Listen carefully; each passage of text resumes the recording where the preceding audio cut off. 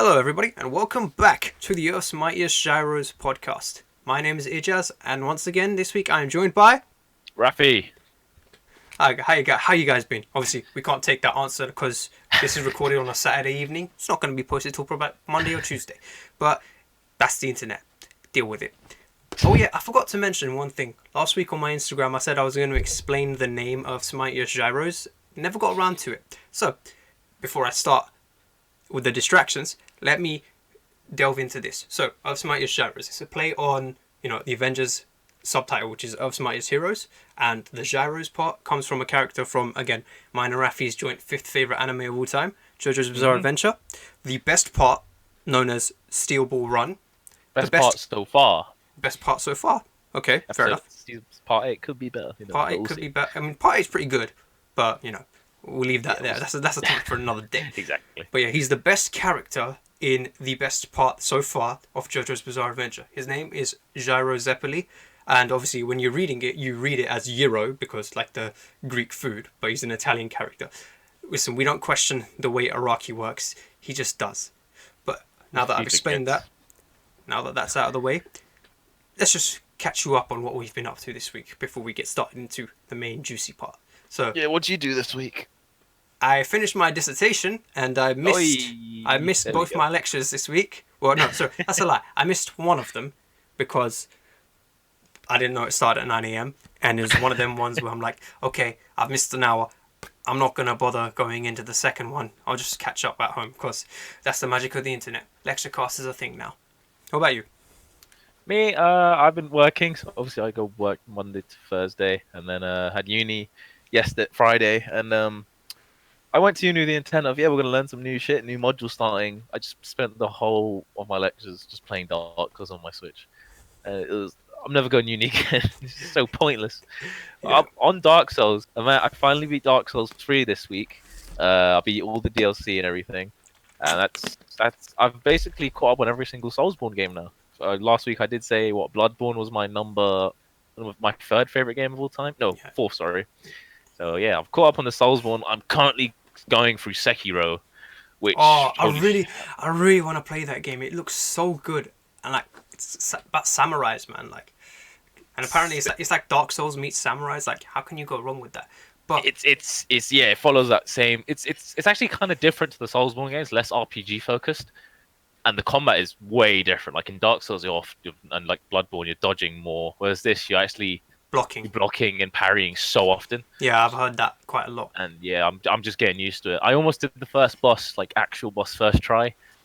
I got really sad when I died. And second try, I almost did it. The third try, I just did a terrible attempt. Like, I'm calling it there. We'll come back. Well, that's the thing of those games. You gotta wait for the right mindset, then you get it done first try on the day. So yeah, that's all I've been up to.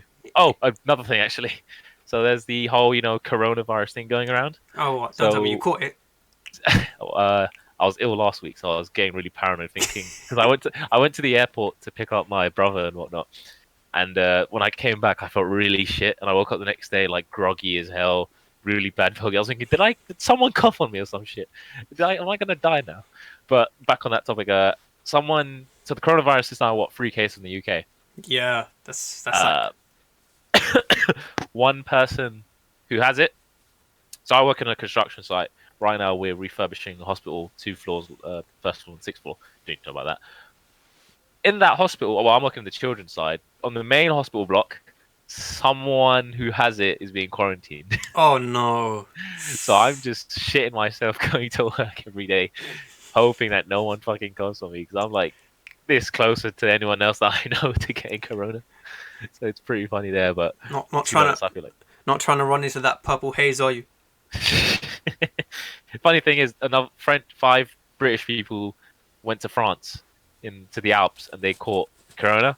And today I just went out. My mate came back from France from a skiing trip, so I was like, "Bruh, do I give a guy this handshake or whatnot?" No. What you do is you pretend you didn't see him, and you just walk away. Just walk. Even in his own house. Even in his own house. Even in his own house. You kick him out of his own house. That's I'm sorry. That's how it works. But yeah, one thing I forgot to mention that I did this week, and this is actually a nice little segue.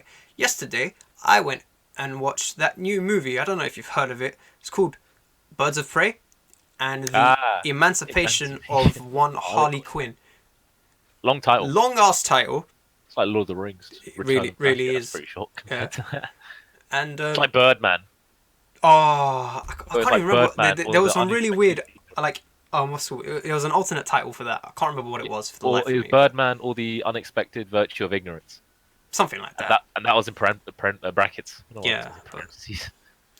But to be honest, and again, this is starting to go into my Birds of Prey review now. So, if I'm going to be honest, the whole Birds of Prey and the Emancipation of Harley Quinn, if that was flipped around, I'd have liked the movie more. I know it's just a title, doesn't, make or break the movie. But thing is, that's the main issue I had with the movie. Don't worry, there's good parts about the movie. I'll actually go through those first. So there's a lot of really, really good action scenes in the movie. Like, they're very clever. I love the use of color in the movies now. The one problem I had with the early DCEU movies was that for some reason they felt that the best color palette to use is grey. They wanted to have it like a monochromatic comic book. Yeah, and I'm It's like, thinking, yeah, fuck the colors. I'm like, bro, like for example, Man of Steel. I love the movie. Love the movie I to love bits. Man of Steel. Right? It gets so much shit, but I fucking love that movie. But the suit in Man of Steel looked so dull and lifeless. I'm like, this does not scream Superman to me. This screams some edgy guy wanted to do a Superman cosplay, but did it in like greyish tone, just so he could, make him look more serious and less goofy, less childish, less childish. superhero-y. Which I get that's what they were going for. I think. I'll never understand Zack Snyder, but it just didn't work for me. The suit, the movie was fine. Yeah, I for love the Man most of part. Steel. I loved it. But yeah, back to Birds of Prey. So yeah, the action sequences were great. I love the way, I don't really like talking about cinematography because that's too snobbish, that film snobbish for me. But like the way, like the action sequences were shot, the really nice wide shots, so you didn't really miss anything. No shaky cam, at least not that I could detect. But I'm not. Great. I absolutely hate when movies do shaky cam, in action movies specifically, because you don't know what the fuck's going on. Yeah, that's true. Although I'm not particularly good at detecting shaky cams, so I could be wrong on that. What else? Could you tell what was going on in the fight scenes? Yeah, I could tell what was going on in the fight scenes. There we go. There's no shaky cam. That's literally all it is. There was a lot of slow-mo scenes as well. So, Max Payne. what else? Oh yeah, Margot Robbie as Harley Quinn. Still solid casting, perfect casting. Right, she's great in that role. Absolutely nails that role. Like, I don't think they could have gotten anyone else better for it. Yeah. Then again, I've never seen anyone else in the role, so I can't say. But for the most part, she was really, really good. I wish they had her in like her original costume in the movie. That would be Oh, funny. like the old '90s one. the red and black. Yeah, Like, I mean they have Easter eggs to it. I think they actually had that in a trailer, but not in the movie. But oh wow. they did have some Easter eggs pointing towards it. What else did I really like about the movie? Oh yeah, What was the story like? Because I was kind of confused on what the plot of Birds of Prey was going to be. the plot is really bare bones and really weak. If I'm being honest, like there really was no plot. It's just Harley broke up with the Joker. She kept And that now she's secret. getting chased. Yeah, because she's not under the protection of the Joker anymore. Everyone wants her dead. That's the story. Like, that's a very. A lot of people are saying, "Oh, the story is like John Wick." I'm like, yeah, in a sense, I guess, but execution. Was her relationship the dog or something? they killed the dog. Well, we fuck up everyone. Well, that would be a spoiler. Can't, and no spoilers here. Alright, no worries. I mean, I do plan on watching the film, but this film for me, it just felt like it's just a cash in for me. Like, Yeah, they just want to it is a cash live grab. off the hype that.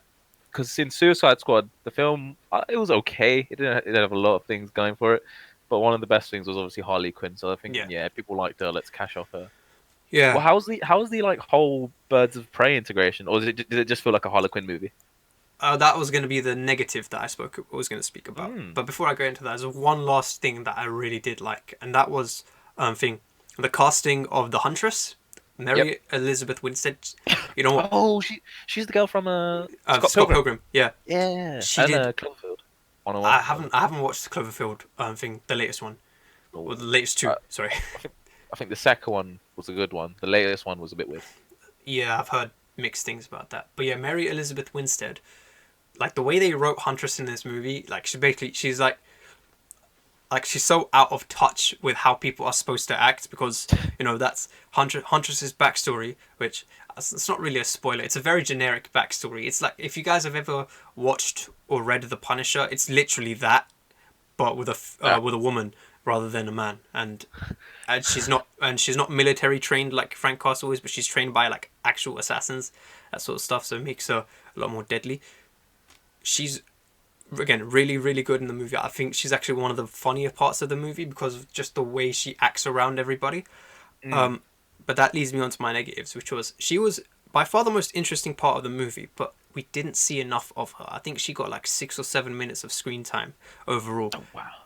Is she like one of the main birds of prey? She is one of the main birds of prey. I think 6 minutes. I think Black Canary is used really well in the movie, but the whole birds of prey, not even touched upon until the final act.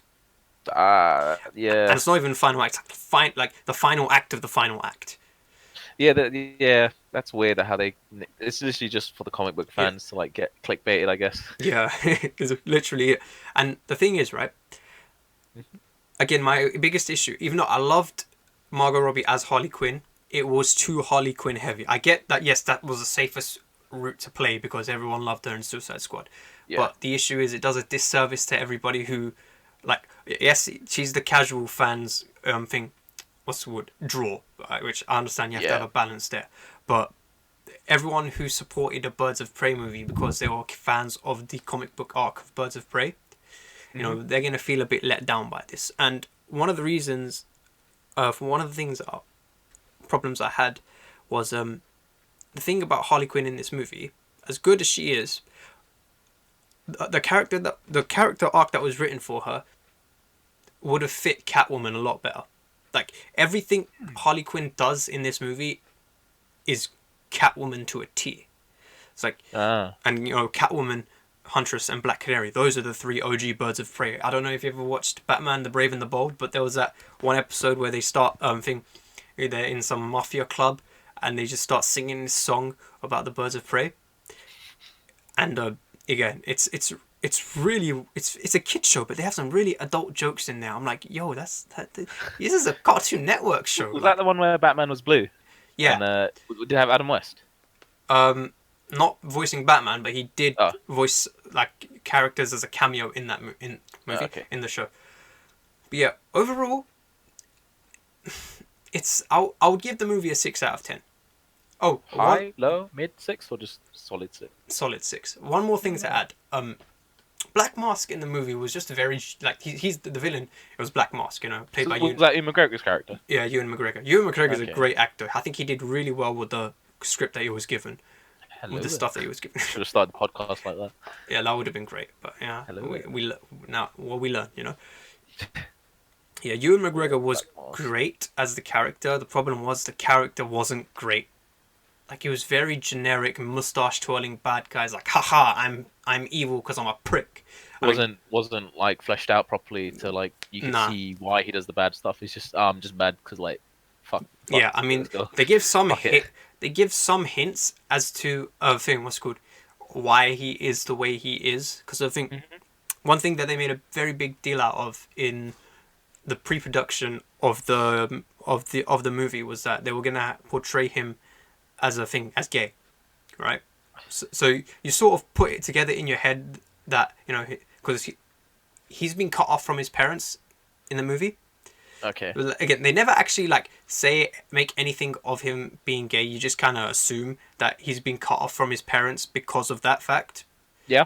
Which is good for you to put together. It's nice that you're giving the audience that level of intelligence and respect. At least. Yeah. Yeah. You're not saying, oh, here he is. Oh, he's like Philip Schofield. Fuck.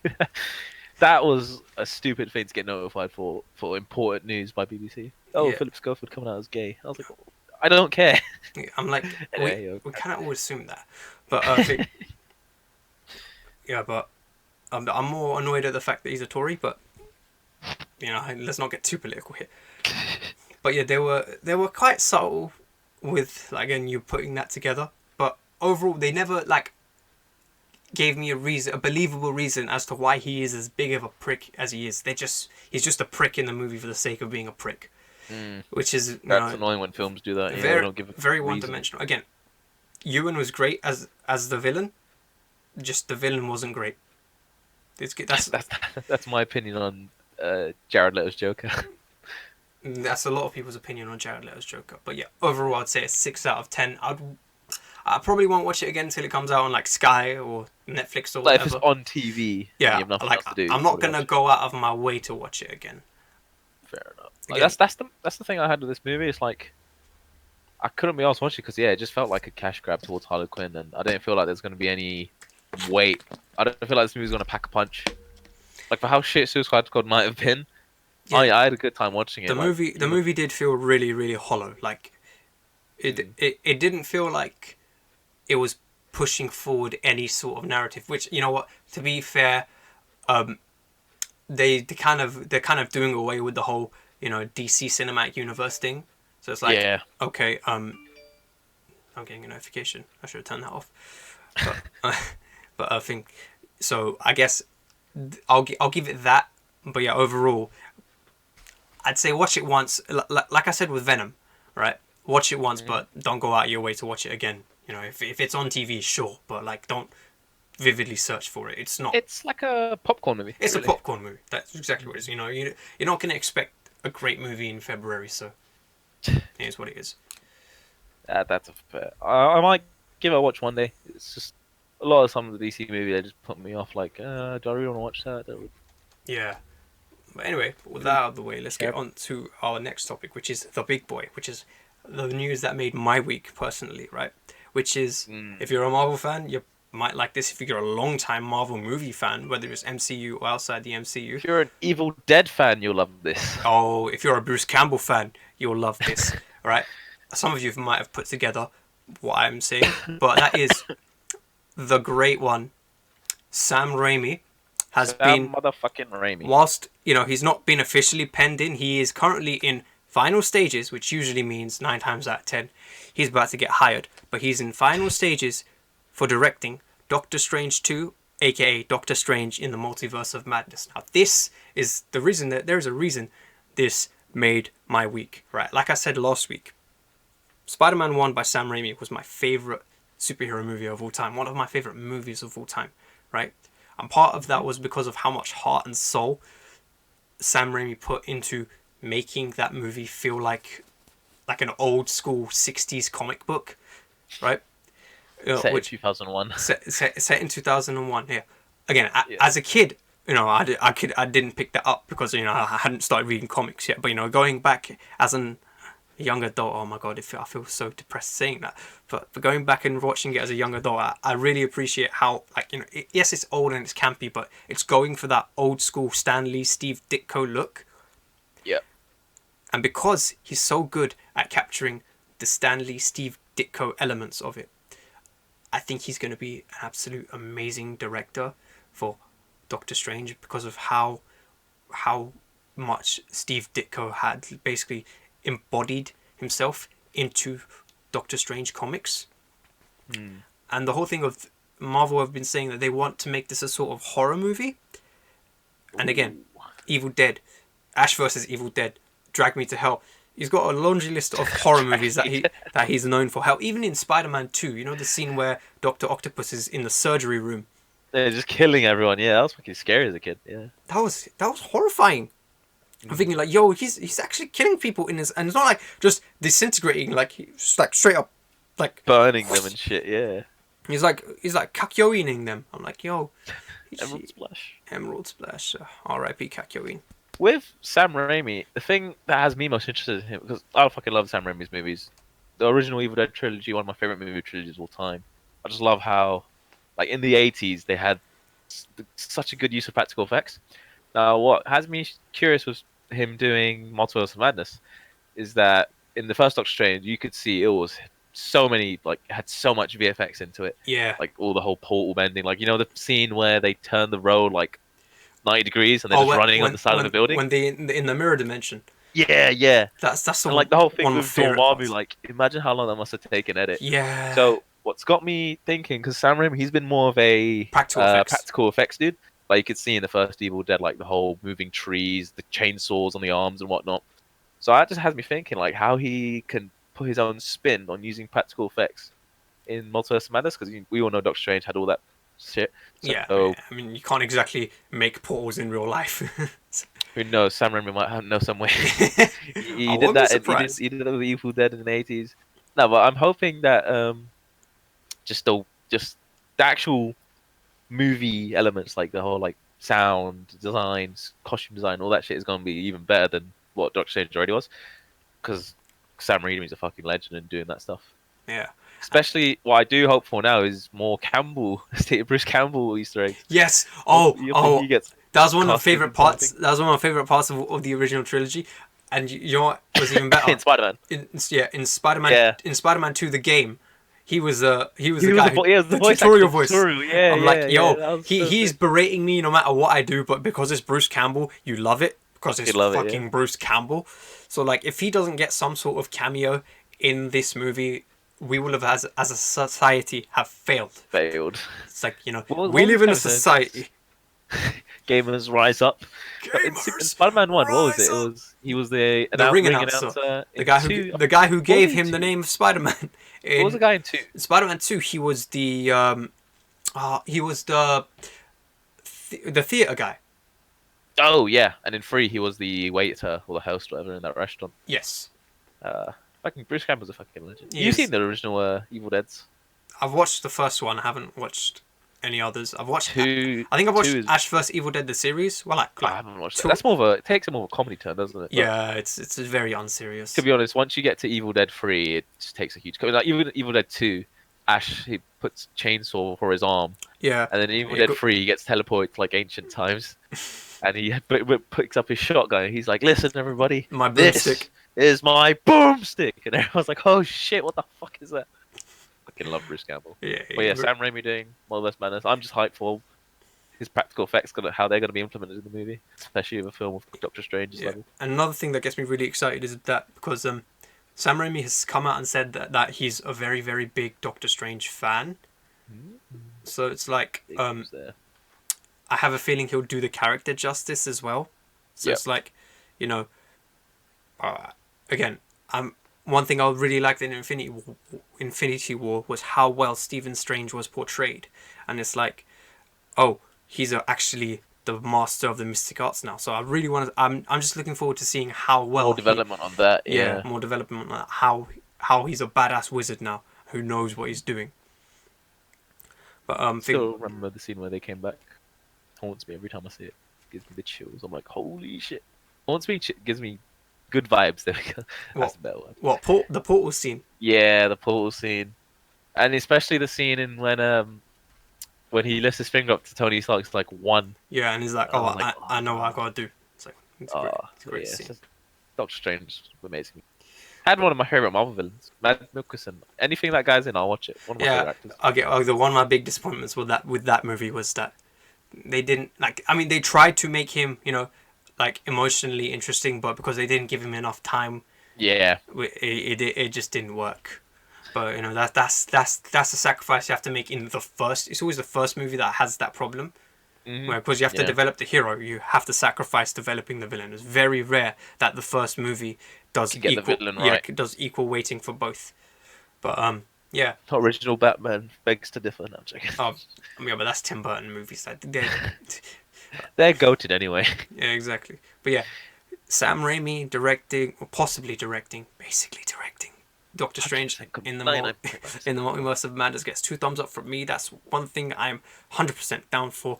Yep, same here. If I had my way, Scott Derrickson would still be on the project. But again, if it can't be him, I ain't complaining that it's going to be Sam Raimi. Sam motherfucking Raimi. Yep. Exactly. He's just the guy. But whilst we're still on the topic of Marvel, what happened this past Sunday besides the Super Bowl? Well, the best part about the Super Bowl. Fast and Furious 9 trailer. I think. Who cares about that, man? That's too The many. Shakira and J-Lo dance. Yes, That that's the That's source. the topic of discussion. That is the topic of this. No, that's not. No, it's not. We're actually discussing the halftime trailer or movie spots for, or not movie. Well, yes, there was a Black Widow spot. There was a spot for Falcon and Winter Soldier. A spot for WandaVision, and Loki. Loki. So Black Widow trailers, if I'm being honest, they've all been pretty solid. Yeah, Like I like them. like when the movie got announced for Black Widow, I'm like, I mean, you kind of just killed her off. I have no interest. Like I have no reason, no inclination to go watch it. Yeah, like with the Marvel movies, it's like, oh, I wonder what the post-credit scene's going to be now that this happened, now that this happened. We've known what's happened. Now we're just going to like a backstory Yeah, thing. Like, I can't be it's not like backstory, but like a past thing that's happened. Like, I can't be asked. yeah, But and it's like oh you like the story feels like so. I feel like the story is going to be so restricted because it's like okay, so she's dead. well then that and like because it takes place within such a short time frame between Infinity War and Civil War, so that's between 2016 and 2018, right? So it's like you got so little that you can cram in between that in terms of in the MCU because so much goes on in a bloody week in the MCU, right? But again, all the fighting scenes that I've seen from the trailers, they've excited me. As again from going from someone who was wholly like not I won't say uninterested or disinterested, but what's the word when you're like straight down the middle? I'll just say straight down the middle. Yeah, straight like no like, no opinion really. Like yeah, it was just like it's just impartial. I was just impartial to the movie. I'm like, yeah, it's there. Yeah. I mean, I'll go watch it when it comes out, but I'm not going to be like camping outside for tickets. Granted, you don't do that nowadays because my reason for probably going for that film was probably David Harbour's character. yes, David Harbour's he's just a funny dude. David so, Harbour is the man. He looks so good in this. I really wanted him to be cast as Ben Grimm, like as the thing, but I'm not gonna complain if he's Russian Captain America. Captain Bliet. just want him to do something. He's like suka and just be like Bliet. Yeah. That won't happen, but it's not open. It's not open. Yeah. Yeah, the trailer did look good, but the trailer we want to talk about though, first one, Falcon and the Winter Soldier. it was very small. We barely got anything, but it looks the stuff we did badass. just the first scene we see with Falcon just throwing the shield, actually using it for the first time. It's like I'm really looking forward to it because like one scene I really loved. Well, it was a deleted scene from Civil War. Okay. So like the CGI wasn't complete yet, but it was one where I think so Falcon, Cap, and Bucky were fighting War Machine in the airport, and basically they were ping ponging around Captain America's shield, like sort of teasing, oh Bucky could be the next Cap or Falcon could be the next Cap, but they decided to cut that from the movie. They kept that. That would have been like an unnecessary scene, but it would have been so cool. It would have been really cool. It would have been a sort of hat tip fan service scene, but it would just have been really cool to have. But yeah, I'm really looking forward to not just seeing like Falcon develop as a character because he's got minimal screen time like thus far. Him and Bucky both have kind of just been like okay, so they both had really good time to shine in what's it called Captain America Winter Soldier. I feel like Civil War, I feel like there was a bit of there as well. Yeah, but I feel like after that they both kind of took a back seat to everyone else. Yeah, they got pushed to the side really. Which like the big stuff in base which I get it. Infinity War's happening. You want all your big guns there, so it's like yeah, okay, we can forgive that. What I'm hoping for from this movie was the scene in Civil War where I think this is where I hope the movie takes like that relationship is when they're chasing Spider-Man. Oh, and then they're like, the you couldn't have done that. Like the relationship between Bucky and Falcon in that scene. Yeah, it was just so funny. They're like brothers. It's like they're complete opposites as well because one's the best friend when Cap was back in the 1940s, and one's the best friend when Cap's back in the modern day. And just seeing these two like complete polar opposites, like working together. I love the banter they get off each other as well. Like in Civil War when the car Cap, where Cap went to go kiss Peggy's niece, I forget her name, and then they're just in the car like push your chair forward. It's like no. It's like having a movie just on those amazing, not movie, sorry, TV show just on those. I think they said 6 episodes, but I'm fine with that. Yeah, I expect there to be like an 18 or even a 12 episode series thing, but like just seeing more of that relationship because like those were some of the funniest. Another scene in Civil War that I really really liked was the whole thing of them, when they were fighting Spider-Man, and Spider-Man has them both webbed down. Oh yeah. and you can't see it. Well, like, you can barely see it, but Falcon has that thing on his wrist where he's controlling Red Wing, his drone, Yeah. and Yeah. then he hooks onto Spider-Man, and so that takes him out the window. Yeah. And then Bucky's like, "You couldn't have done that earlier." Earlier, it's like And then shut up, Falcon's like, man. "Shut up, man." Yeah. Oh, bro. I really want to see that thing relationship develop. Like, It's kind of like the Lethal Weapon franchise. yes, you know what? It's That's actually just that's a really good way to pitch it. It's Lethal Weapon. Lethal Weapon with superheroes. Yeah, that's, you know what? You should be working for their I should bloody work for marketing Kevin team. Feige. Get the fuck out of here. In man, I could be Kevin Feige, pick up that phone right now. You know. Give me a bell. But yeah, that's how if they do like that Lethal Cop, but like Lethal Weapon buddy cop sort of vibe, but in a superhero scale, it'll fucking work. Yeah. I have no doubts that it won't work. But if they go in that direction, 100% it'll be great. Oh yeah, 100%. But another one again that they showed, WandaVision. Interesting. That's all I have to say. That looks very intriguing. I will say, like, Have you seen Legion, the X-Men series? I haven't. That's the one with Dan Stevens, right? Yeah, yeah. So it's like with the whole thing, like he's Professor X's son. Hmm. I feel like, so a big thing in that show is you don't know what's real. Okay. I feel like WandaVision might be going with that thing, because like they show all the different, like there's Wanda like in the '60s saying, like a '60s sitcom saying. There's Wanda wearing her original suit, which Oh, I love that. I love that little bit. Even though the suit is so outdated and stupid, it makes the spandex on her face. Looks and so that weird. stupid M on her the M headband on her forehead. Just remember bloody corset unitard. It's like, again, had they had her wear those in the movies, they would have been lambasted by everybody. BuzzFeed, you know, all of them. They would have just been like, no, and rightfully so. It's a very 60s costume. Mm-hmm. It would not work in modern day, but I do like that they're teasing. There's a little like thing for the fans, yeah. Or Yeah. it could be full on. It's like, I don't know. Karen. I don't know if you ever watched Luke Cage. I didn't watch all of it now. I think there was an episode. I can't remember whether it was in the first or second season. Oh, is it where you see his armor?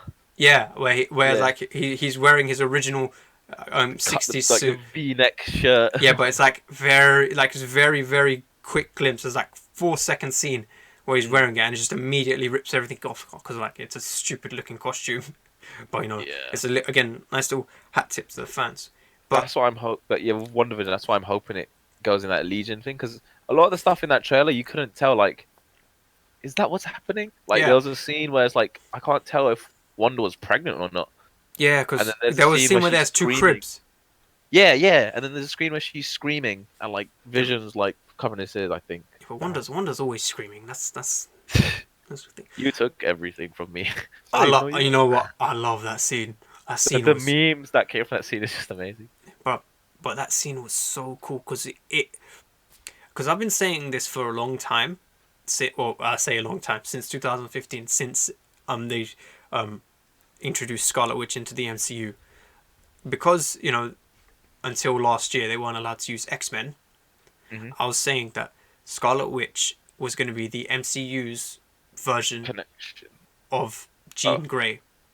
Oh yeah, yeah, it did. Yeah, that actually worked. And the thing is, Scarlet Witch, as the MCU's version of Jean Grey, has been a better Jean Grey than the Fox Jean Grey adaptations has been. of Jean Grey. Like, Yeah. and I can't wait till the actual Jean Grey comes into the MCU, because X-Men, Fantastic Four, back where they belong in the hands of Kevin Feige with all the other characters. Video for another day, you know. Just a side note on the Fantastic Four: if they don't cast John Krasinski and Emily Blunt, I'm not watching it. Oh yeah, I'm walking out of that cinema. I think just everybody, like as a whole, is like, listen, Marvel. There's only like one casting you can do for that. That's John Krasinski and Emily Blunt. You can It get works any, because they're married in real life as well, Yeah. so the relationship will be like the dynamic will be there. But and Krasinski's a really good director. Krasinski's, oh yeah, Quiet Place 2 that came out this week. We can talk about that later on. But yeah, Yeah, I sure. fucking love Krasinski's work. Yeah. Fucking, I don't know if you've seen Jack Ryan on Netflix. I've seen Prime. the first season. I haven't seen the second one. Same. I need to watch season 2, but I fucking love the first season. But yeah, Again, WandaVision just looks weird to me. I just want to know how Vision's alive. Like that's that. Again, I think shit, I didn't question I think I'm buying into your theory of what's real. it's not real. It's all in our head. But because Paul Bettany had a contract, they're like, okay, we're going to be nice. We're going to give you your money. We're going to give you your screen time. I feel like it's gonna. I feel like the what is real thing will be a good way to take it, especially if her powers being like mind shit related. So. Yeah, and again, I feel like, again, outside of the canon, meta stuff, this is probably Paul Bettany's contract expiring because he's been in the MCU since the beginning. He was the voice of Jarvis, and so obviously now it's coming full circle. And I think this is going to be a way to say, I have no I have no insider information on this. I'm just a guy speculating, but I think this is going to be their way of saying goodbye to his character. Yeah, after killing him off in Infinity War, and then they're gonna bring him back for this, and then kill him off again at the end or something. One thing to note with another WandaVision trailer, there was 2 cribs. Yeah, are people saying it's certain twins? Yeah, Wiccan and Speed. Which is who they are? I've no information. No idea. So Wiccan and Speed are Wanda's kids. So effectively, they're Quicksilver and Scarlet Witch 2.0. Oh, okay, that's pretty cool. But yeah, but I don't think they're gonna do anything with them. Like, I think it's probably just like a tease to the fans. Yeah, just again an Easter egg for the sake of putting it there. But yeah, WandaVision I'm very, very intrigued about. So I think WandaVision's coming out in December. Late this year. Later this year, and what's it called? Falcon and Winter Soldier is coming out in August. August, yes, it is August. Yeah. Oh yeah, and the last one, which is the last shot of the entire Super Bowl spot, was my favorite shot. Loki. Literally, it's just a shot of him looking down, saying something like, "I'm back." I can't remember. I'm gonna kill everyone or something. Yeah, I don't know. It's Loki. He's gonna Loki some shit up, and it's 2012 Loki, so it's like he's gonna really Loki some shit up. But yeah, yeah. So is it? I'm assuming it's when he escapes when they go back in time with the Tesseract. Yeah, it's that Loki. But apparently, I think he gets his hand on a time stone or something, because apparently, I think if you look at the uniform the get up he's wearing, the gel suit, I don't know what it's called. I think it says TFA, which is like, I think it's like the Time Force Agency or something like that. Which is like he's been traveling through time. Yeah, so I think Mr. Sunday movies put it the best. When I don't know if you watch Rick and Morty, right? Yeah. Yeah, you know those 2 chicken nugget looking guys played by Key and Peele. The Time Patrol, who like go around beating people up if they time travel and be like, do not fuck with time. Oh, and when like Rick does it too often, then they try and get him. And they basically break the time continuum, and then they're like, oh, I have to come and reset this, and then and then they think it's Einstein. I beat the shit out of Einstein. Yeah. But yeah, I think the type of vibe they'll be going for. That would be cool, having a time travel thing. Yeah, especially Loki. Yeah, they have like a sort of time force agency. It's like kind of like Looper, but not with Bruce Willis. Not with Bruce Willis. Not with Joseph Gordon-Levitt. Yeah.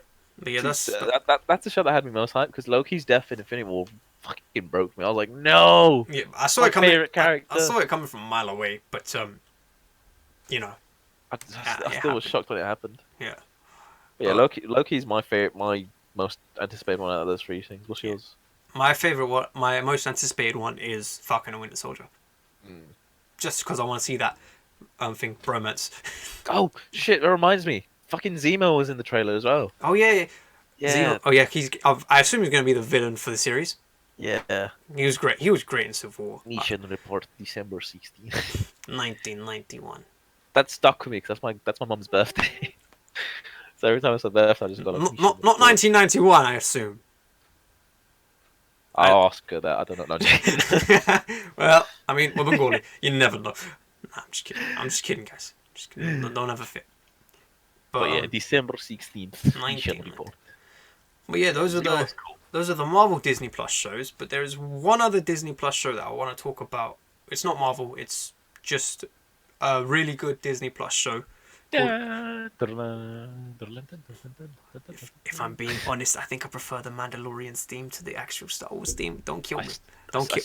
I've seen only the first episode of Mandalorian. Really liked it, and just haven't gone back to it. Bruh, you're missing out. All 8 episodes are out. But yes, Mandalorian season 2 is filming as we speak, and it will be releasing in October.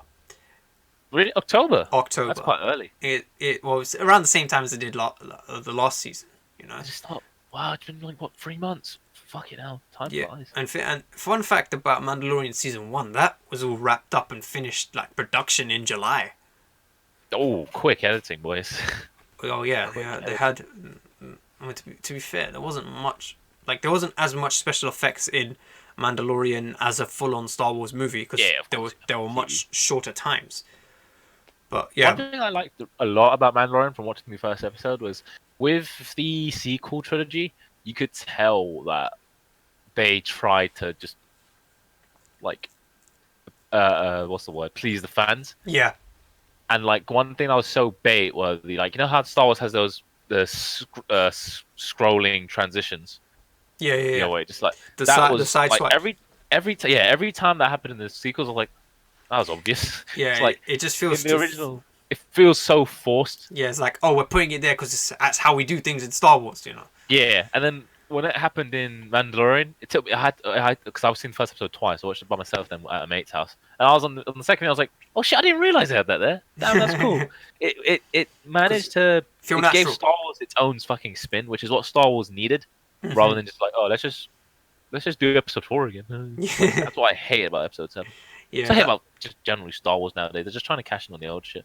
they're trying too hard to do nostalgia Star stuff. Wars movies ain't the way to go for Star Wars in the current day. It's TV. Yeah, I think Star Wars TV programs is the future of it. TV and The only animation. Star Wars movie that came out of the whole Disney thing, which was good, was Rogue One. Rogue One. Rogue One was not the film people wanted, but it was the one we needed because it just explains that one fat plot hole It was of that one little gap.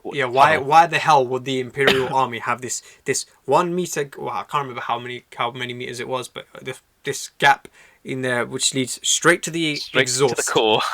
It's like, you know, why the hell would they put that there? Surely they're not very competent. But then yes, Another reason why I loved Rogue One, it had Mads Mikkelsen. yeah, I was going to assume that.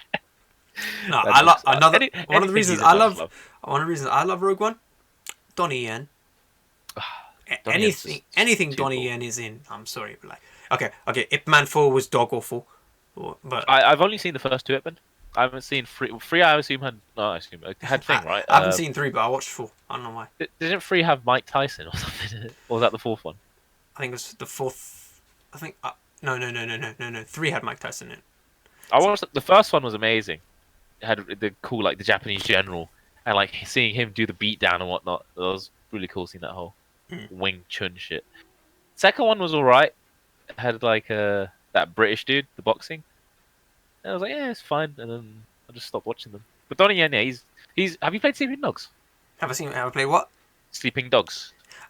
I played the demo of it, not the full game. That's just basically Chinese Hong Kong GTA. They're currently making a movie for that, and Donnie Yen's playing the main guy. Oh, Cannot wait for that. I'm down for that. Sleeping Dogs was one of the biggest like underrated gems, in my opinion. Like it was so good, but it didn't get the attention it deserved, and I hate that. But yeah, anyway, enough about Sleeping Dogs. Yeah, Mandalorian. And I need to get into Mandalorian. People who've told me to watch it, they've been saying it's one of the greatest Star Wars things ever. So I need to get on that. I just finally understand the Baby Yoda memes. Yeah. Oh yeah, Baby Yoda's the best. He's just Baby Yoda can do no wrong. Baby Yoda could burn down an orphanage, and I'll be like, yeah, what? I'll be like, yeah, the kids deserved it. They probably deserved it or something. It's like, it's like, you know, Baby Yoda, you know, you remember Futurama? Yeah. You know, the all glory to the Hypnotoad. Baby Yoda to me looks like, you know, Leela's little baby, the thing with 3 eyes. Oh, Cool. I forgot the name. The one with the third eye. Yeah, and the black, you could the speak black in the helmet future. thing. Yeah. I forget the name. The name escapes me, but I know what you're talking about. I have a picture of what's its name.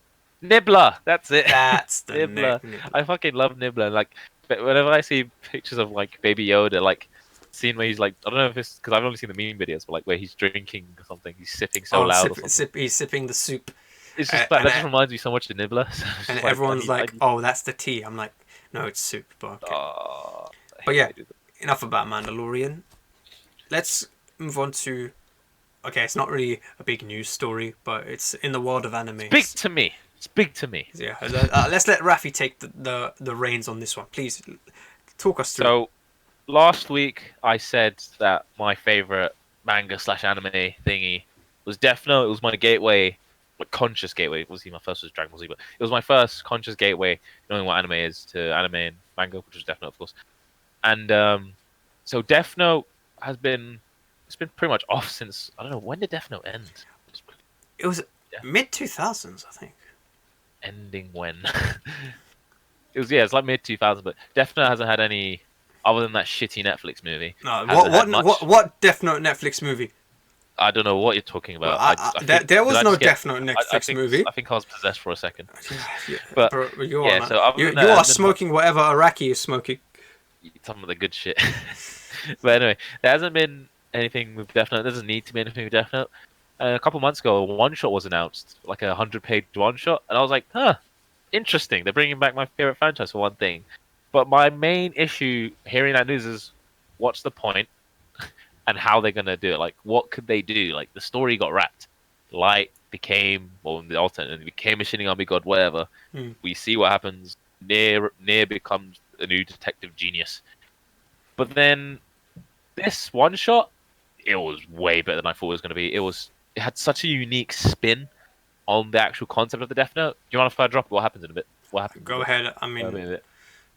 So the whole idea is after Light died, mhm. so Ryuk wanted to give someone new a Death Note, Because he's Ryuk Hey. and he does that.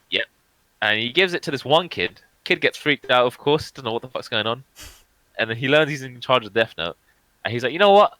Come back to me in 2 years, and I'll give you apples then, because like Ryuk's, his love with the apples and whatnot. Yeah. So he comes back in 2 years, and what the whole plot is the kid isn't going to use the Death Note, he's going to sell it, and in that he creates literally wars across the world. Like Japan's bidding this much, America's bidding this much, China's bidding this much, and in that we get L, and not original L, Near. Near becomes the new L, Oh god. and his character design looks fucking amazing. He's got long hair, it just looks so fucking dank. So it's just him trying to figure out who this new Kira is, because it's a new Kira. So it was a very unique take on the Death Note. Not once, or at the end there was a name written, I'm gonna spoil it, but not once was it properly used. And it was just such an awesome spin. Because like normally, if you think anyone who had a Death Note, be like, yep, I'm killing everyone I fucking hate.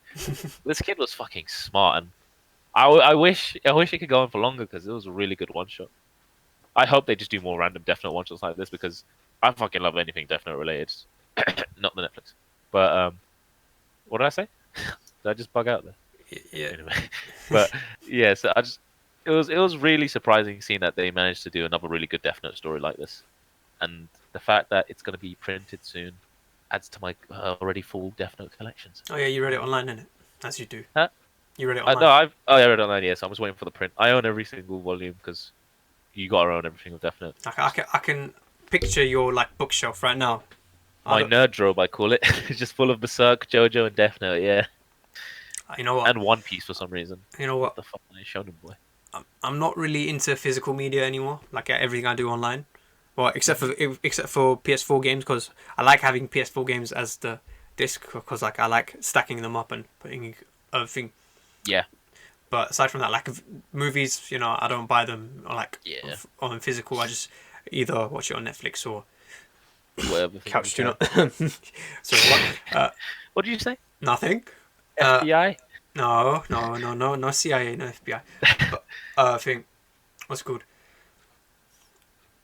I would consider buying JoJo's manga. The thing with the JoJo's that they got the special editions for the first 3 parts called the Jojoniums. Yeah, I heard about those. Yeah, I own the first. Sorry about that, guys. We ran into some technical difficulties. My laptop isn't exactly the most powerful thing, so it kind of crashed a little bit. But yeah, we were just discussing, I think, the Death Note one shot. But Rafi was talking about Jojonium, so Rafi, just pick up where you left off. Yeah, so I own. So I always prefer like the physical over digital shit. Like whenever I go to buy games, I always get them physically. Same with like manga and stuff. Obviously I'd read the stuff digitally, but on the JoJoniums, yeah, I own the first volume of every part from the JoJo, which is part 1 to 3, and they look real good. They all the front cover and the back's all drawn in the part 8 style. So Joseph looks a bit weird, but yeah, that's all I want to say on that. So they don't look like they eat bricks for breakfast anymore. Yeah, Jotaro looks like part 6 Jotaro on part 3. No. But anyway, you should definitely read the Death Note one shot. It's fucking amazing. So yeah. All right, guys. So pick up, read the Death Note one shot. I know I'll give it a go. Okay, so 2 more pieces of anime news to go through. So first one, it's whilst not huge in the world of anime, it's important to like me and Rafi, which is if you guys know who Team 4 Star is, they're the guys who made Dragon Ball Z the abridged series. So what that was the original Dragon Ball Z series, but they cut it down into like really bite-sized episodes to sort of get the arcs summed up as short as possible, and they dubbed it over. They basically invented fan dubbing, right? And they do it in like comedic ways, you know, insert as many jokes as possible whilst still staying somewhat true to the source material. And they basically announced that they will cease production on any more episodes of Dragon Ball Z Abridged, which is a very bittersweet thing Sad to hear. day It's very for the sad fan dub community. for the fan dub community. They are iconic in the fan dub community, in the anime community, especially in the Dragon Ball Z community, because they're one of the reasons the series managed to stay relevant even after it was over.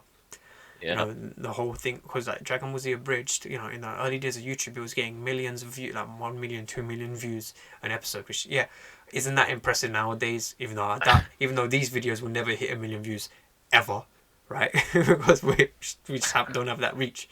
But for the bigger YouTubers, you know, hitting that sort of stride, it especially back in the day when there were less users, that was a lot more impressive.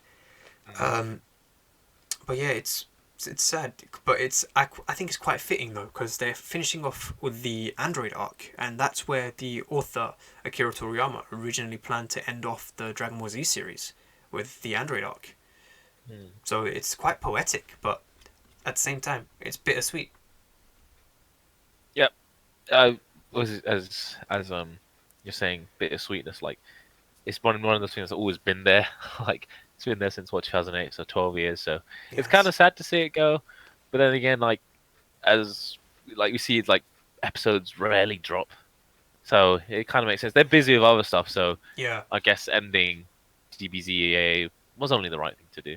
It's Yeah. not something I would want, because like whenever there is a brand new episode, I'm still always very ex- hyped. I'm always excited. I'm always like, let's see what they're gonna think and do today with this one. Let's see how creative they get, and they always manage to make me laugh. Even if it's a really easy joke, it still manages to get giggle out of me. Exactly. But yeah, Dragon Ball Z Abridged officially ending. Now on to some more uplifting news, which Rafi, you might want to take the reins on this because you're more well versed in that. Yeah. So Netflix's anime stuff hasn't always been great. Definite. But they had one great thing which they released, which was the original Castlevania anime. So this came out 3 years ago by what's his name, Adi Shankar, who's done the whole bootleg universe. So like the Punisher bootleg universe, the Venom one, the most notorious one, which is the Power Rangers one, which I don't think the guy who plays Tommy, I forget his name's Frank something. Jason He didn't David really like Frank. Jason David Frank. Yeah, he didn't like it because of how edgy it made Dragon Ball Z. But that's You the mean turn I want. Power Rangers, not Dragon Ball Z. Was I saying Dragon Ball Z? Yeah. Power Rangers, sorry. It both takes from Japanese, like the original Dragon Ball. I'm bugging out. I'm just saying Dragon Ball Z.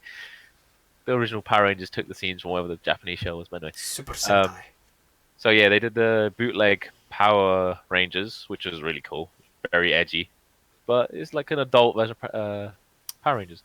So yeah, Adi Shankar, he also did the Castlevania series. He took full control of that. First season was 4 episodes, really fucking good. Second season was just literally the same thing, but double. Amazing. And season 3 is, I'm hoping they introduce a lot more stuff from the game. So it takes from the third game of the series, which is Dracula's Curse, which is my second favorite Castlevania game. But one thing I'm surprised with Castlevania is how well it managed to take these 8-bit characters and translate them into like great anime characters.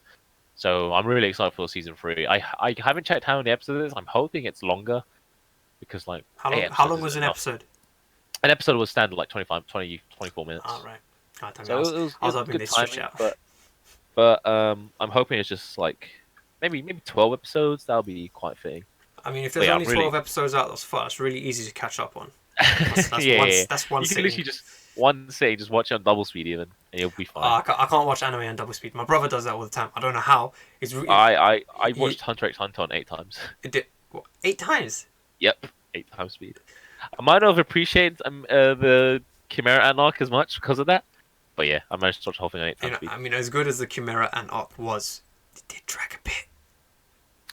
Yeah, that's the thing. It didn't need to be 60 episodes. That's another conversation. The best arc is Yorknu, anyway. Yeah, York knew. And then Greed Island. Phantom Bit Troop. pokey. The Phantom Troop were the best. Yeah. Right. So But- yeah, Taskmaster season 3. I'm really excited for that. First 2 seasons were amazing. This one surely to follow. All right. Well, going from an anime about video games to the only real big piece of video game news that was out this week, which was the thing. I was going to say passing, not the passing away. The guy's not there. The moving on, the leaving, the expulsion, not expulsion. He's leaving on his own accord. The leaving of the CEO of Rockstar Games, Dan Houser, announced a few days ago that he's officially calling it quits with Rockstar. I mean, the guy's made his billions, so can't blame him there. But it's it's quite important, to be honest, because this is not He's a very just, big it's not figurehead, just the CEO. I believe he's the founder as well. Yeah, one of the co-founders. Yeah. Yeah, so that's one of the guys, one of the masterminds behind franchises such as GTA, Red Dead Redemption, Bully, and what was that other one? Codename Agent, which has been in development hell for 10 years. Oh, yes, games in development hell. That's something fun, isn't it? It's cool with Rockstar. They've done so many games. Yeah, Rockstar have You been very, very, very solid with all their games, but yeah, they have been Max very. Payne, beautiful. Well, Max Payne 3. But yeah, it's strange seeing this dude leave because, like, in the financial state of Rockstar right now, they are killing it with GTA. Yeah, I don't know how GTA still makes this much money. It's like it's a previous gen game released 7 years ago, still making money off of microtransactions. I hate microtransactions. Again, story for another day. EA. You can't even blame EA for this one. It's Rockstar. But yeah, it's pretty big, man. Like, imagine tomorrow morning if freaking Shigeru Miyamoto Leaves Nintendo. leaves Nintendo. Imagine like Mark Zuckerberg leaves Facebook. Like, it's not as big as that, but like for the gaming world, it's like wow, one Yeah. of the most important figureheads behind one of the biggest studios. Yeah, granted, Just leaving. we're not usually that into the executive decision making behind video games. We're just kind of into the video games. It's like the big names like Miyamoto, Neil Druckmann, and I'll be like, holy shit, what the fuck? But I'll say Dan Houser is like one of those names. So yeah, especially for bloody what's it called, Rockstar. Yeah. I mean, the only thing that could shock me more is if tomorrow I find out Todd Howard has left Bethesda. Good, sweet riddance, bro. Right, the guy is a fraud. I know, I've heard, but still, he's still very much embedded into that Tell company. me lies, tell me sweet riddles. That's Todd Howard's anthem. But yeah, that's a big thing. Dan Houser leaving Yeah, because he's been with Rockstar for ages, so to see him just go like that, it would be funny if all their games suck from now. oh, that would be hilarious, wouldn't it? It's like You're like, Dan, come back. It's like when Kojima left Konami, and their games just took a nosedive in. I'm gonna take a big, so it's a tangent on this. Him leaving Konami and making Death Stranding. Death Stranding was such an overhyped game, Oh, and it just I did agree. not live up to it. It was very Bro, there's nothing to do in that game. Nothing. it's just walking around. Yeah, it's literally nothing. Why is the game file so big? Why is it 400? Okay, it's not 400 gigabyte game, but What was that, sorry? why is the game file so big? The thing with that game is the world and everything looks really nice. It is I always think when I first finished the game, I gave it a 5. But then right now I think I give it a high 6 because when I think about it, there's a lot of for some reason, until I think the third act, I just didn't know why I played the game, but I couldn't stop playing. Like that, just walking around felt fun. But then something happens in the third act. I don't want to drop a spoiler, but it really pissed me off. Like, why the fuck did that happen? It's pointless. Fuck you. Like, Right. I, Pretty I, aggressive. I was so angry. I was like, I was giving this game a chance, and I, for some reason, couldn't put my hands off the controller. I was having fun, sort of, not really. And then that happened, and I was like, yeah, I can see this game is overhyped. I hope he doesn't carry on with Death Stranding. I hope he just goes back to making like his Kojima fucking Metal Gear Solid philosophical type shit games, not making a fucking new social strand genre. So what the fuck that meant, man. I mean, I think the only cool thing about that social strand thing was getting likes from a random person in the world using my ladder to get across the lake. That was it. But yeah, that was a quick tangent for that. But yeah, that's the news portion of everything pretty much covered. Again, there wasn't much gaming news this week. The majority of it was like superhero heavy because like a lot of shit went down in that world. Superbowl and whatnot. But yeah, I mean, there were some gaming topics, but it wasn't nothing too. I wasn't as big as last week. We had the FF7 trailer and the Taipei Game Show being cancelled or delayed due to coronavirus. That has me sad because Elden Ring was meant to get shown at that, and me going through the Souls games right now. Oh, finished the Souls game actually. Me just doing Sekiro. That has me really angry because I want to see what the next one is going to be. But anyway, yeah. But yeah, so next we're gonna go into something. Sort of segment type of part of the show where, because like last week I put a poll on Instagram, or not a poll. Oh, I got a name for this. Or questions from the gram. Questions from the gram. We'll call it questions from the gram. Okay, there you go. There's the official name. So, just taking some questions that you guys submitted when because I put a question sticker on saying, okay, what do you guys want us to discuss? So I think we'll talk about like 2 or 3 of these topics and then just call it a day. So the first one comes from my friend Rohan, not Kashibe. So it's like, and this isn't a JoJo reference. I know half the show is, but not this. So he wanted us to discuss how he believes that Endgame was a disappointment compared to Infinity War, and he wants us to discuss whether we agree with this viewpoint or not. Now, personally, I don't think so. I think Infinity War had the impossible task of bringing all these characters together and telling a coherent story, as well as giving us a really memorable villain in Thanos, which it did manage to do. It managed to do the impossible. It managed to not just like temper everyone's expectations, it broke everyone's expectations, and then that cliffhanger ending with the snap, the thing that I mean, I kind of predicted the movie would end with the snap, but I didn't think that we would see the aftermath of it. I just thought they would leave it at the snap and then call it a day. Then yeah. But apparently that was the original plan as well. That would have been trash. Yeah, that would have been horrible. It's just because then Endgame would have just been like so much, like it would have been bogged down by so much more. But yeah, Endgame it had the impossible task of being a satisfying conclusion.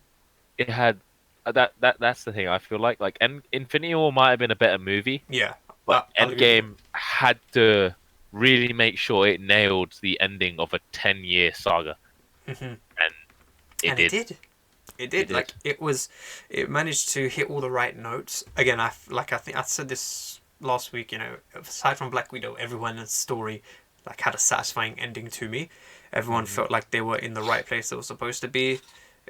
Everything just felt like it was right and it was wrapped up really, really nicely. So, personally, I don't believe Endgame was a disappointment compared to Infinity War, but I can see why you think that, because one of the things he raised to me was how he didn't get as much action from the big 3 as he would have liked. Okay. And a lot of people have a lot of problems with Smart Hulk and us not seeing that, which, yeah, fair enough, that would have been better solved on screen than off screen. But personally, I would have just erased the whole Smart Hulk thing entirely and just have a scene where Bruce Banner just like goes angry again. Yeah, that would be cool. I would have rather him struggle to be the Hulk for the whole movie, and then in the final scene, or like within the final act or something, just turns into the Hulk. Mm-hmm. Eyes go green, cool. Lights up, slow transformation. Music builds up like it did in that first movie. Yeah. And then but he has some more control over it. So not entirely smart Hulk, but a bit smarter Hulk. Like more in control. Yeah, so he could actually fight Thanos rather than get his ass handed to him. Yeah. I mean, Infinity War was a better movie, of course, but you just have to bear in mind that Endgame had to be the satisfying ending. Yeah, So, and once Endgame for me, it could have been like 170 minutes of horse crap, and then 10 minutes of that really awesome fight scene at the end, action scene, and I still would have been okay with it. So I might be a bit biased, but generally speaking, I think majority of the movie was solid. yep. And then the I agree. ending was just My something else. only gripe of Endgame was I feel like whenever a movie does time travel, it just feels like a little cop out. Yeah, That's my only issue with Endgame. yeah, But but they kind of wrote themselves into a corner with that, so like they couldn't really. I mean, I was fine with the whole. Upon multiple viewings, I'm like, yeah, I couldn't see any other way they could have done it. Yeah. But yeah, That's I our don't know. take on that. We don't believe that it was a disappointment, but you're free to think what you want. Next Well, one, although our opinion is fact, so yeah, your our opinion is doctrine on this show. So like, if you don't agree with us, fuck off. No, I'm just kidding. your opinion is wrong. No, I'm joking. Anyway, next topic. I think next one. Question, sorry. I think my friend Jamie, he would like to know our feelings towards the upcoming Suicide Squad movie compared to the last one. So, me personally, I didn't enjoy the last Suicide Squad movie. Like, as there were aspects of it I liked, majority of it I didn't. But I will say I am excited for this one, primarily because James Gunn. Yep. James That's Gunn, the only reason why I'm excited for it as well. James Gunn did something amazing with the Guardians of the Galaxy, which I was never expect. Like, when it came to Guardians of the Galaxy, I went to watch it with my brother and my cousins, and because we had all watched the Avengers Earth's Mightiest Heroes cartoon, again another plug to that, go watch it guys, it's really good. We had kind of known like who the characters were, like again, even though we weren't too sure, again it was just sort of like, oh, I know one's a tree and one's a raccoon, but aside from that I didn't know much else. But we were just expecting, and we were expecting it to be awful. Well, I mean, I personally was like, I'm holding out my reservations. I'll see how it is. But everyone else was just willing to give the movie the dog shit. They're willing to say, oh, it was crap. And then we all walked out. We all collectively said that movie was probably on par with the first Avengers movie in terms of how good it was. And First Guardians was fucking amazing. It was amazing. It had so much more heart than I expected it to. Mm-hmm. Like, just hearing the what? Oh, I love that. honestly, the trailer for that movie, The trailers, soundtrack for Guardians is beautiful. well, I still listen to it to this day. My favorite scene of that movie is one of the end credit scenes where, or not the end credit scenes, but during the end credits where Groot is dancing to I think I Want You Back by the Jackson 5. It was just such a good scene. I was like, Groot became one of my favorite characters. It's like, I can't believe they made a tree that says 3 words. Something with Vin Diesel and family, so he does it really well. It's my family. Yeah, with me on Suicide Squad, I watched the first one they released. I didn't mind it. To me, it was like a popcorn movie, like Birds of Prey was. Birds of Prey. My only issue was the way the side characters, like the ones who we didn't know much about prior, were treated. So, like, I don't know, El Diablo, I think his name was, or the guy with the flames, yeah. Yeah, Katana. I felt like they were just Katana was done the most injustice because she's such a badass character in the comics. Like, I don't know anything about her, so I just see her as quite a boring character. Which is quite sad because if hearing that she's a badass in the comics, like, oh, that's annoying. Like, because she's one of, I think in DC Comics, she's the best swordswoman, like in the canon. So like I didn't get any of that vibe from the movie. Like as in, if she was to go 1-on-1 in a katana fight with Batman, she would win. If she was to go 1-on-1 in a like katana duel with Talia al Ghul, she would win. If she was to go 1-on-1 with Ra's al Ghul, she would win. I think the only person like tied with her in terms of like skill with a sword is Deathstroke. No, not Deathstroke. I was about to call her Lady Deathstroke, Lady Shiva, which is another. Batman has such a great rogues gallery. Like, he's just got. Batman and Spider Man have the two best, like, and the most, like, diverse rogues galleries in all of comics, and it's just, and that's one thing. That's why I'm really looking forward to that Batman movie with Robert Pattinson, because apparently they're gonna have loads of villains in it, but like not in like a sort of Spider-Man 3 way, but more in a sort of like Batman the Long Halloween way. Ah, But I can't wait for that movie anyway. That's a bit of a tangent, but yeah. I feel like there's just the side characters. That's the thing the original did really badly, because that's why I'm excited for the new one, because James Gunn, as you said, he's very good at handling the ensemble characters, as you he guys has shown. you guys were expecting the movie to be shit because, like, yo, it's a raccoon And a tree. If he managed to turn these unknown Marvel characters Into A-listers. no, people will be like, oh yeah, I knew about the guy. No, you fucking didn't. Unless you're like a diehard comic fan. Nobody fucking knew the Guardians of the Galaxy. I was a diehard comic book fan. I barely knew the guys. I just knew them from a cartoon. So the fact that the original Suicide Squad didn't do those like unknown characters, like they literally just put all their budget into maybe Joker. I don't know about that. 16 minutes of screen time, I believe it was. So there was Joker. They put all the budget into Harley Quinn and Deadpool. Deadshot, really. Deadshot. Yeah, so that's where the money went into. I don't feel like any of those characters paying their paychecks. Yeah, exactly. None of the other characters had as much like what's the word? Development. Like even Enchantress, she's meant to be so big in like the comics, I swear, but she was fucking boring in that movie. Yeah.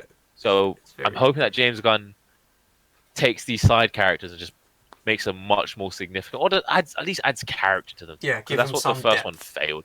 And don't add characters for the sake of it. Don't add Joker for the sake of having Joker. Yeah. I mean, Jared Leto could have been he's a great actor. He could have been such a good Joker. I think the thing with Jared Leto's Joker is they just did like they somehow managed to do too much and not enough at the same time. Exactly. It's like they made it with all the facial crap. Like you didn't need that. You just need a guy with white paint or a white face and green hair. It'll be like, oh, that's the Joker. Because guess what? We're not idiots. Everyone knows who the Joker is. Everyone knows who Batman is. Everyone knows who Spider-Man is. Everyone knows Batman is Batman because his parents got shot. You don't need to show that again. You don't need a whole 10, 15-minute sequence showing that at the beginning of your movie. Because guess what? We know. Okay, it's common knowledge at this point. Everyone knows that the guy Batman fights all the time is the Joker. We don't need a fucking tattoo on his face saying damaged. With Jared Leto, it would have been perfect if they did, the Endgame Joker. Endgame Joker? Yeah, I'll send you a picture quickly, just so you know. Like, this is from the picture. This is from one of the issues. Look how he looks there. It's just sending fucking hell. But yeah, how he looks there, Jared Leto would have killed in that look, and like a full black suit, looking like that. Oh, how. Oh, in New 52. Yeah, sorry, I should have said that. If Jared Leto looked like that, it would have been fucking great. But I'm not a big fan of the New 52. I'm gonna be honest. Like, it looks so cool. I mean, but I did think that whole thing of there's multiple Jokers like that. Oh yeah, I forgot they did like a Joker like ripped off his face or some shit. Yeah, that stuff I thought was a bit whack. But yeah, generally speaking, Suicide Squad 2, or I don't know what they're calling it. I think they're calling it the Suicide Squad. The Suicide Squad. Or the Suicide and the Squad, or Two Suicide, Two Squad. Or I don't know what you're gonna call it at this point. Suicide Squad. Tokyo Drift. Gotham Drift. Gotham Drift. And the third one's called Suicide. No, Tokyo Drift was the third one. So the fourth one is just called the fourth one. Suicide and Squad. Yeah, not the Suicide and the Squad. What was the fifth one? Suicide 5. Suicide 5. Real Heist. What was the sixth one called? Just 6. Suicide Squad 6. Wasn't it? Yeah. Oh, and then things will be called Squad 7. Yeah, and then the Fateful Squad. And then the new one over the past. I just can't wait for Fast Furious 10. It's going to be Fast X. And then there's going to be the spin-off. What was it? Deadshot and Harley. Yeah, which is basically the first movie. Let's be honest. Yeah, exactly. But so I'm excited for the new Suicide Squad purely because of James Gunn's helm. Yeah, I don't even know who's been cast in it. Exactly. So, I don't know any of that shit. So I'm just putting faith in him, really. Yeah, because he's proven to be very, very helpful. Okay, do we have any more that we can discuss? I don't really think. Oh, yeah, there is one. I think. What's that? Sorting out or explaining the Star Wars timeline for people. Ah, So if you, this is by the way assuming that you have watched The Mandalorian. So Star Wars has had 3 trilogies of movies thus far. They had the original trilogy that took place in the 1970s, or released in late the 70s, 1970s, early 80s. early 80s. You had the prequel trilogy, which released in the late 90s, early 2000s, and then Yep. you had the sequel trilogy, which released. The shit. Hey, I liked Force Awakens. I know it was a rehash of A New Hope, but I liked Force Awakens was shit. But then, I and don't then, know, I'll then you have stop the my head. sequel trilogy, which was from 2015 to 2019, and Then you then had you the had random spin-off movies. then you had the spin-off movies. So, just to clear up any confusion regarding what takes place when. So, chronologically speaking, in the canon, the first movies. Are we just doing movies here, or Well, I think we're just gonna just say well, we're gonna include things like the spin-offs and Mandalorian. So it's also yeah? Okay. the first movies that take place the earliest is the prequels. So episodes 1, 2, and 3, they happen earliest on in the Star Wars timeline compared to like where we are now. Apparently, they're gonna have even more movies that take place even further back in time, which technically make them Yeah, more I hope they prequels. do Old Republic. I like the game. really want them to do Old Republic. I think that's the one that Kotor. I think that's the one Kevin Feige's doing. Oh, that'll be beautiful. And I think Taika Waititi is attached to direct it. Don't quote me on that. Nice.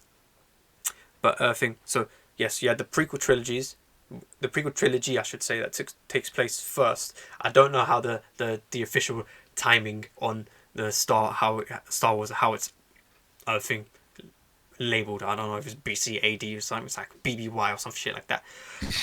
Thing. So then you have the original trilogy. Then you have the original trilogy, which takes place after the prequels.